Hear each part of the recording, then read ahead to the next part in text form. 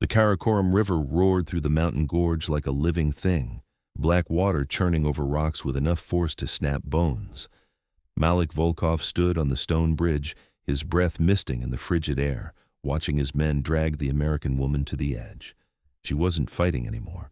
3 days of interrogation and minimal food had left her exhausted, her wrists zip-tied behind her back, blood crusting on her split lip.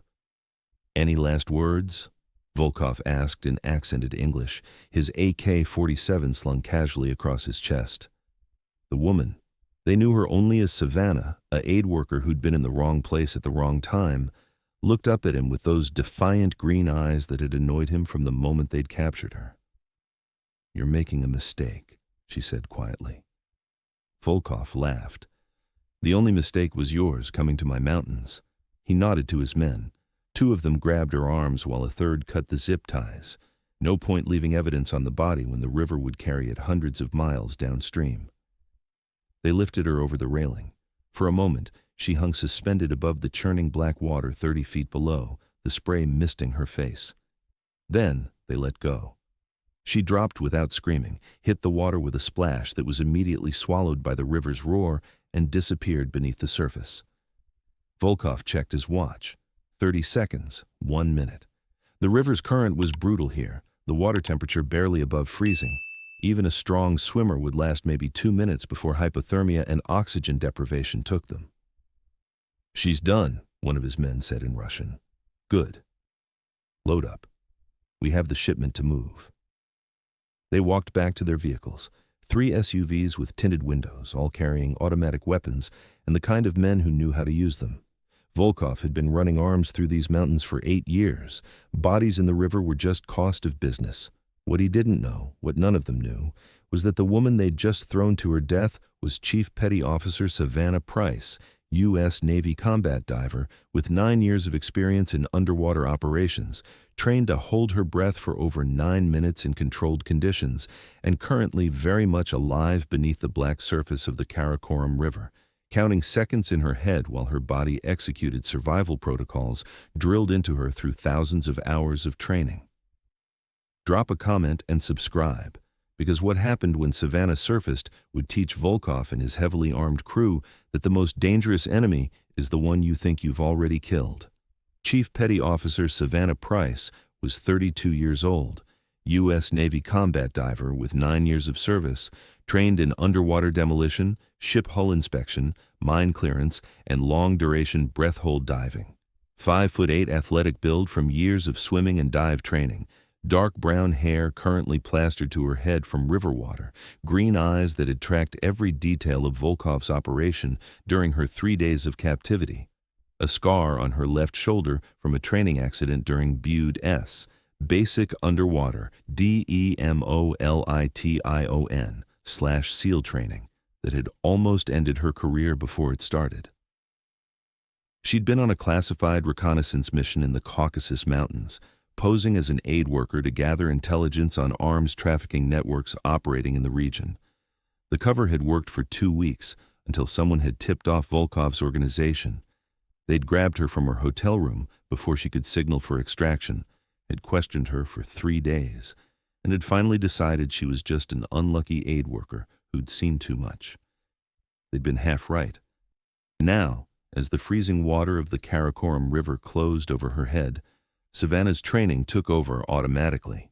Her body had been submerged in water colder than this during Arctic warfare training. Her lungs had held breath longer than this during combat diver qualification. Her mind had endured worse stress during SERE school: survival, evasion, resistance, escape. This was just another training evolution, except this time, failing meant actually dying. Minute 1. Savannah let the current take her downstream, away from the bridge, away from Volkov and his men. The river was pulling her down, tumbling her in the churning water. Most people would panic, would thrash and fight, would burn through their oxygen in seconds. Savannah relaxed. She'd done countless river insertions during training, had been tumbled by surf bigger than this during amphibious operations.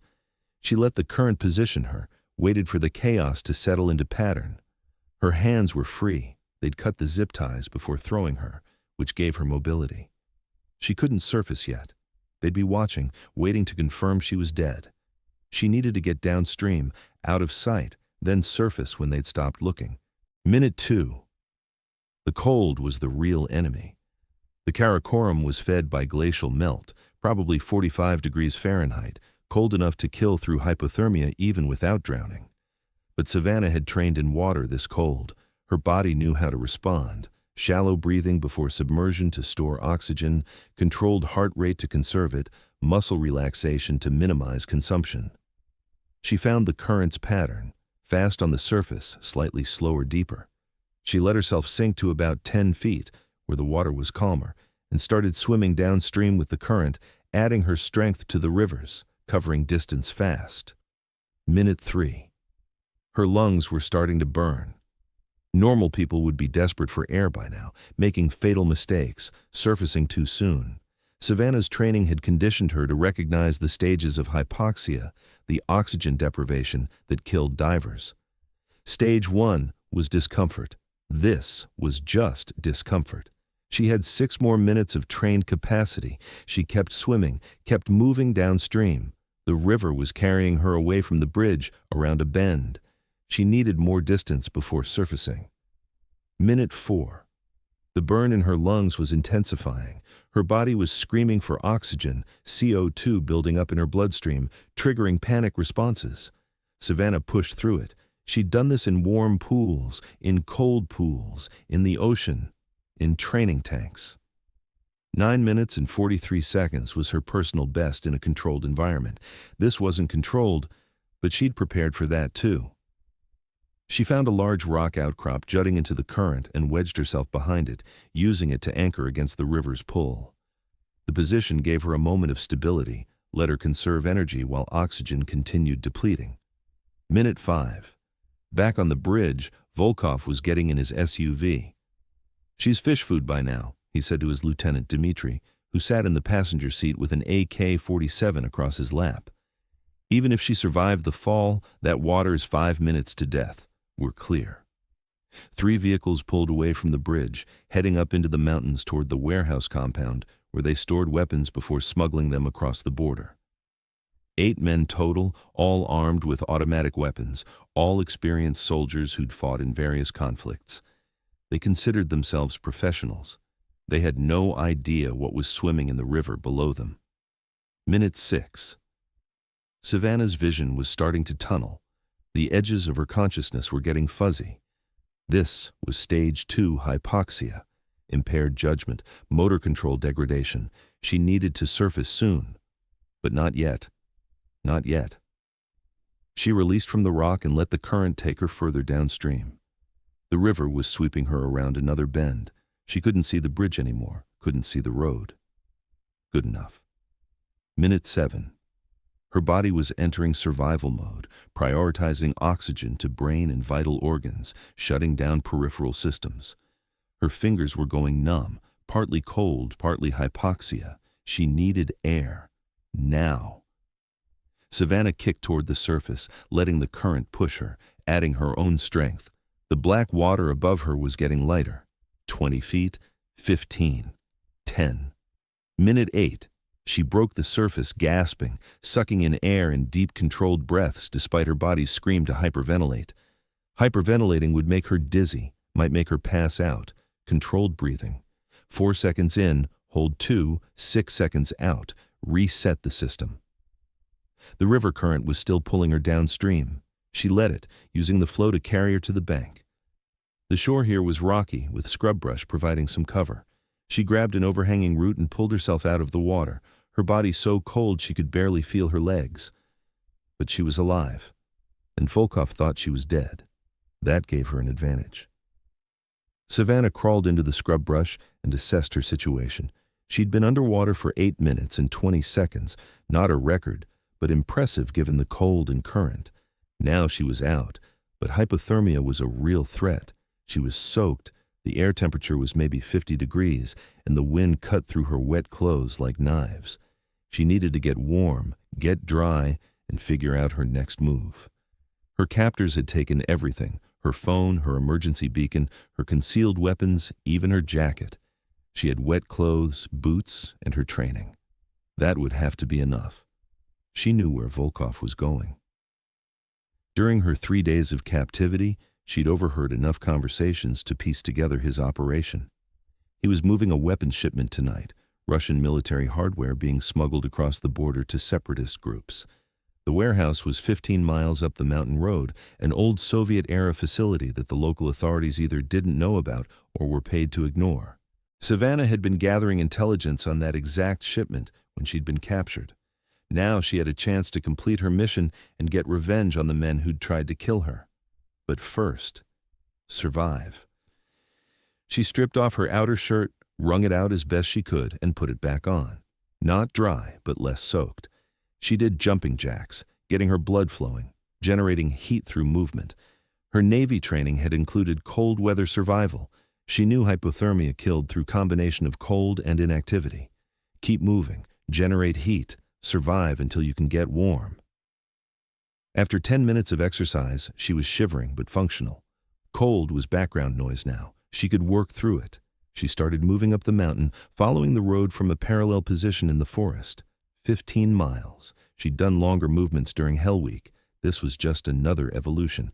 The terrain was brutal. Steep inclines, rocky ground, dense forest that grabbed at her wet clothes. Her boots squelched with every step, announcing her presence to any wildlife. But there were no people out here, just mountains and forest and the narrow road cutting through it. She moved in 20-minute intervals, fast walk for 20 minutes, then 2 minutes of exercises to maintain body heat, then repeat. It was a rhythm she'd learned during survival training, a way to cover distance while managing cold exposure. After 3 hours, she'd covered about 8 miles. Her clothes were starting to dry from body heat and movement, though she was still dangerously cold. The sun was setting, temperature dropping further. She needed to reach the warehouse before full dark, or she'd have to spend the night in the forest, which, in her condition, might be fatal. She pushed harder, jogging now despite the exhaustion, despite 3 days of minimal food, despite the cold that had settled into her bones. Pain was temporary. Failure was permanent. Her instructors had drilled that into her during training, and it had become her personal mantra. The warehouse was exactly where she remembered from intercepted communications. Old concrete structure built into the mountainside, 3 buildings forming a compound, accessible only by the single mountain road. 2 guards at the gate, both carrying AK-47s, both looking bored. The 3 SUVs were parked inside the compound. Savannah observed from the tree line 500 meters away, using techniques learned during reconnaissance training. She counted personnel, 8 men from the vehicles, plus 4 more guards at the compound, 12 total, all armed. Against 12 armed men, her best weapon was surprise. They thought she was dead. That made her a ghost. She circled the compound, looking for vulnerabilities. The backside bordered a cliff, probably why they felt safe with minimal rear security. The main gate was the obvious entry, heavily watched, but there was a drainage culvert on the east side, probably for runoff during spring melt. Savannah moved to the culvert. It was 3 feet in diameter, concrete pipe that ran under the compound fence. She could fit. Barely. She crawled in, the pipe echoing with her breath, water seeping around her. She was already wet, didn't matter. 50 feet of crawling in darkness, following the pipe by feel, came out inside the compound near a storage shed. She was inside. Now came the dangerous part.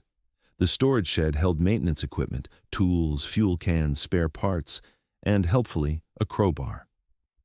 Savannah armed herself with the 2-foot steel bar and moved toward the main warehouse.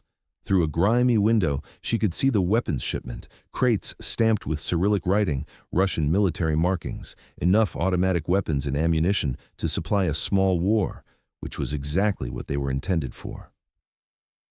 Volkov was inside with 5 of his men, conducting inventory. The other 6 were scattered around the compound, 2 at the gate, 2 patrolling, 2 in the guard shack. 12 against 1. Terrible odds for most people. But Savannah had been trained by the best military in the world to do impossible things. She waited until one of the patrolling guards walked past her position, then moved, silent, fast. The crowbar caught him across the back of the head with a hollow thunk. He dropped without making a sound. She dragged him behind the shed, took his AK-47, checked the magazine. 30 rounds, 1 in the chamber. Now she was armed, 1 down, 11 to go. The second patrolling guard came around the corner 20 seconds later. "Pavel," he called softly, looking for his partner. He found Savannah instead. She shot him twice in the chest. Suppressed shots would have been better, but she didn't have that luxury. The unsuppressed AK-47 cracked loud in the mountain air. Everyone in the compound heard it. "Contact!" someone shouted in Russian. "Perimeter breach!" The compound erupted into chaos. Men running from buildings, weapons up, searching for threats. Savannah was already moving, using the storage shed as cover, firing controlled bursts at targets as they appeared. 3 rounds burst into a guard emerging from the shack. Another burst at a man running from the warehouse. Precision shooting, just like she'd been trained, but 12 men with automatic weapons was overwhelming firepower. Return fire sparked off the concrete walls around her, forcing her to take cover. Rounds punched through the thin metal of the storage shed, creating shafts of light where bullets tore through. She needed to change the situation. The fuel cans in the storage shed. Old gasoline, probably for the generator. Flammable.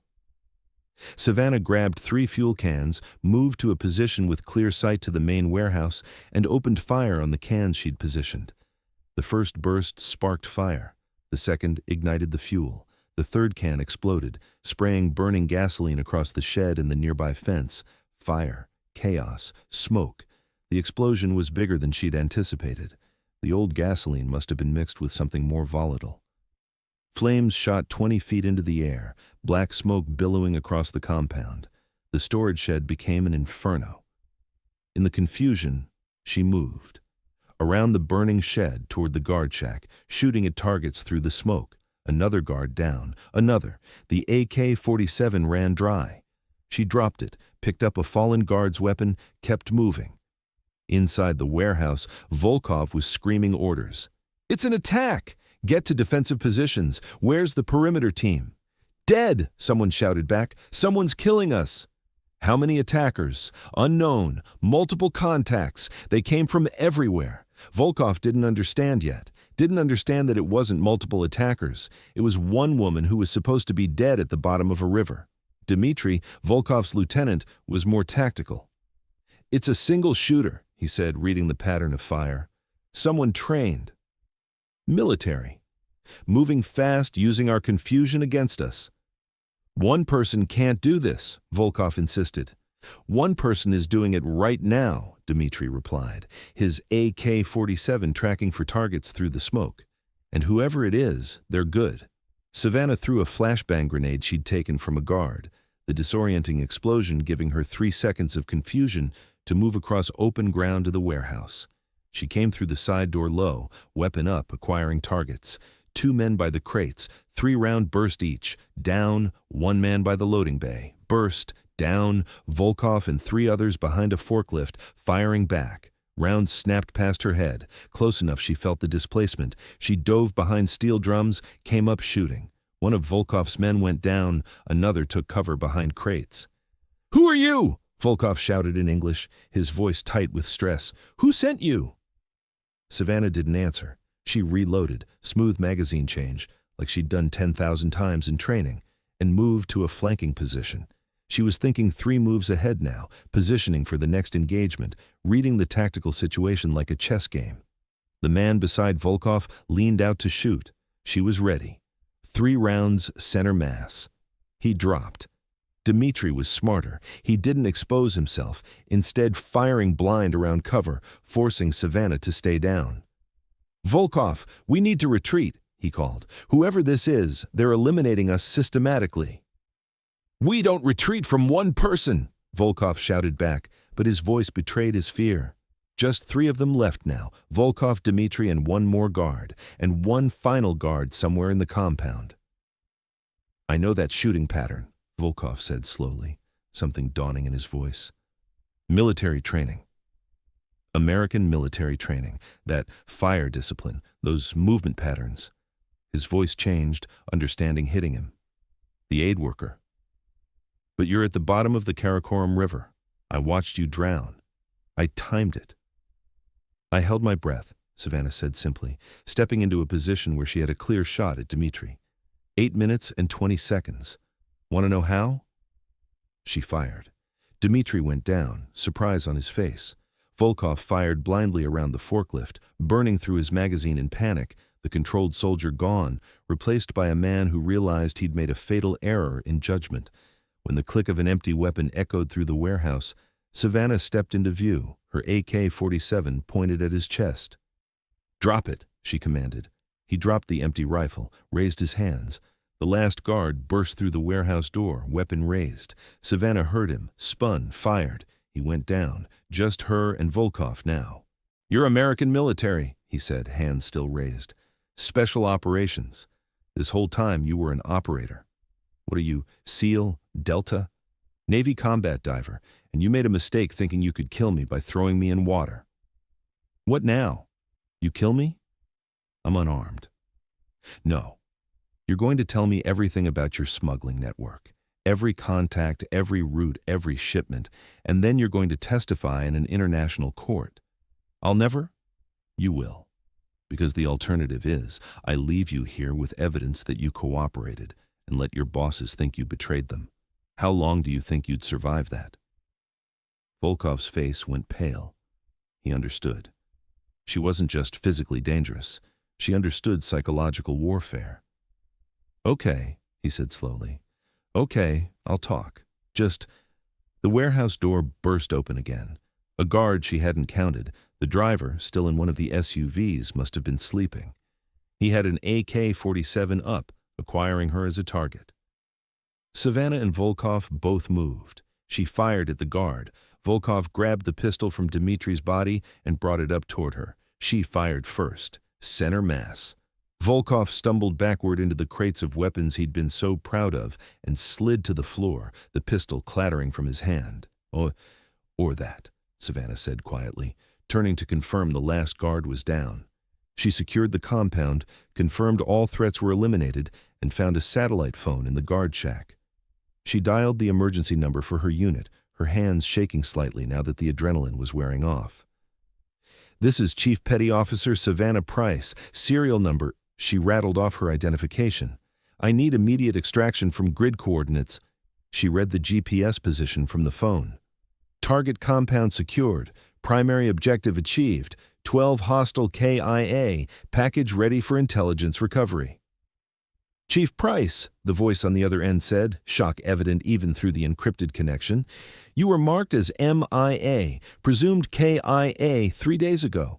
Your last known position was a hotel in..." "I was captured, interrogated, and executed by being thrown off a bridge into a river. I survived. Long story. Send a helicopter." "Chief, are you injured? Do you need medical?" Savannah looked down at herself. Wet, cold, bruised, exhausted, but functional. "I'm hypothermic, dehydrated, and I've been awake for about 36 hours. But I'm mobile and the mission is complete. How long for extract?" 2 hours. We're launching from..." 2 hours. Copy. I'll be here." She hung up and sat down heavily on a crate, letting herself feel the exhaustion for the first time. She'd survived being thrown in a freezing river. She'd held her breath for over 8 minutes. She'd hiked 15 miles in wet clothes through mountains. She'd assaulted a compound solo against 12 armed hostiles. Now, she just had to stay awake for 2 more hours. She found a bottle of water in the guard shack and drank it slowly, letting her body rehydrate. Found a jacket and put it on over her still damp clothes. Found food, some kind of meat pastry, and ate it mechanically, refueling. The compound was quiet now except for the crackling of fire from the storage shed. 12 men dead. Not how she'd wanted it to go, but they'd given her no choice. Volkov could have surrendered. Instead, he'd chosen to fight. She thought about the moment on the bridge, hanging above the black water. The certainty in Volkov's eyes that she was about to die. The feeling of falling, the impact, the cold darkness closing over her head. And then training taking over. Years of preparation for a moment like that, all condensing into automatic responses that had saved her life. That's what training was for. Not the easy days, but the impossible ones. The after-action report took 3 days. Savannah sat across from her commanding officer, Captain Rebecca Torres, in a secure briefing room at the naval station. "Let me get this straight," Torres said, reviewing the report for the third time. "Volkov's men threw you off a bridge into a glacial river to kill you. You held your breath for over 8 minutes while swimming downstream in near-freezing water. Then you crawled out, hiked 15 miles up a mountain while hypothermic, infiltrated a guarded compound, and eliminated 12 armed hostiles single-handedly, all while suffering from exposure and working with captured weapons. I acquired weapons from the hostiles, ma'am, and I wasn't that hypothermic. Maybe mild stage 1. Torres stared at her. "Chief Price, do you understand how insane this sounds? You were underwater for over 8 minutes. Most people would be dead from oxygen deprivation alone, forget the cold. Ma'am, it was just training application. Breath hold diving, cold water survival, land navigation, small unit tactics, improvised weapons employment. All standard combat diver curriculum. Standard." Torres shook her head. "The intelligence you recovered from that compound is going to dismantle a major arms trafficking network across 3 countries. The weapons you prevented from reaching separatist groups would have fueled conflicts for years. The documentation you found has already led to 14 arrests." She paused. "We're recommending you for the Navy Cross." Savannah shifted uncomfortably. "Ma'am, I was just completing my mission." "Your mission was reconnaissance and intelligence gathering. You went above and beyond that, way beyond." Torres leaned forward.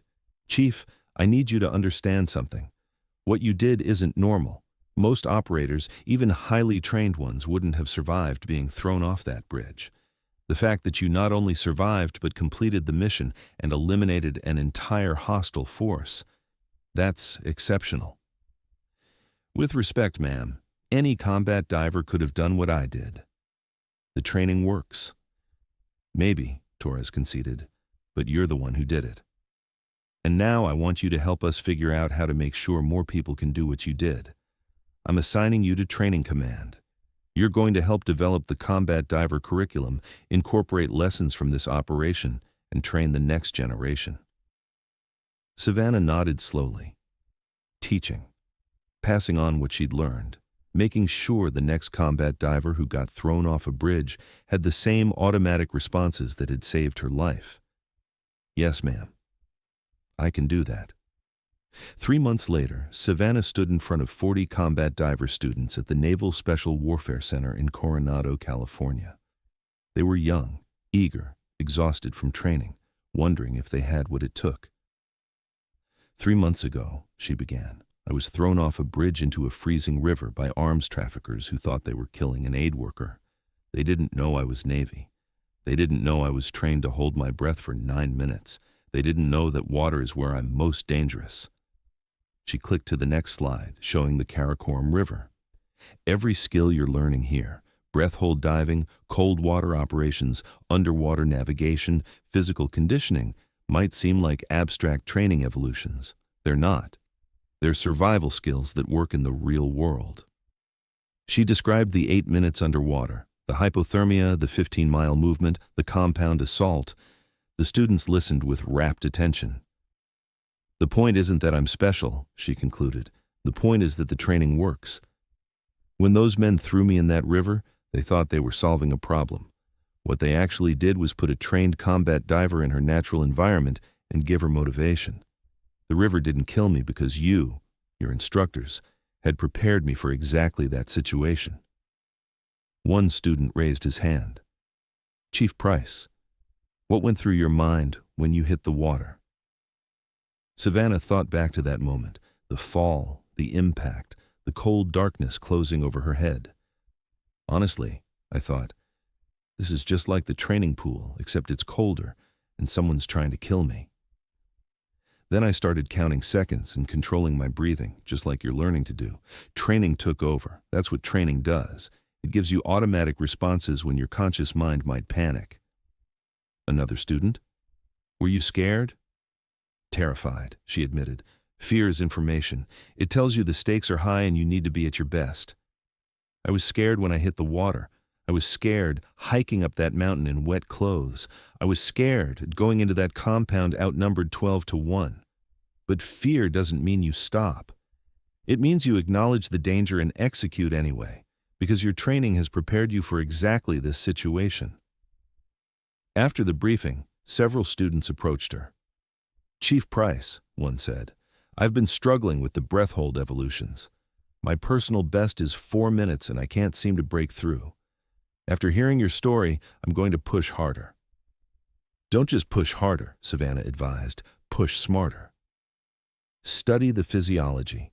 Understand what's happening in your body at each stage of oxygen deprivation. Train your mind as much as your lungs. The 9-minute breath hold I did in that river wasn't just physical, it was mental discipline, controlling panic, trusting training. Work on the mental side and the physical will follow." Another student, a woman, approached hesitantly. "Chief, I'm one of 3 women in this class. Some people don't think we belong here, that we're not strong enough for this kind of work. What would you say to that?" Savannah looked at her directly. "I'd say that 12 armed men thought they'd killed me and were wrong. I'd say that physical strength matters less than mental discipline and technical skill. I'd say that the river didn't care if I was male or female. It only cared if I was trained. And I'd say that you wouldn't be here if you hadn't already proven you can do this. Don't let anyone tell you otherwise."